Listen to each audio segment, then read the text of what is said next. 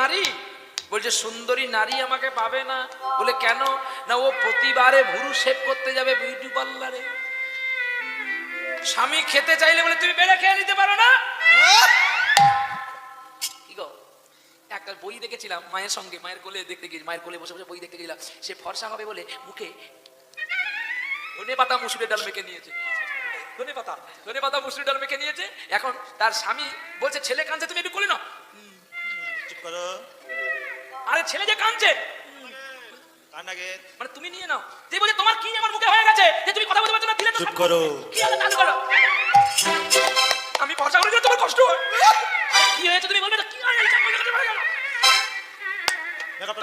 তোমার মেজো বৌদি ফর্সা হয়েছে কেন জানো? ধনে পাতা মুসুর ডাল মেখে।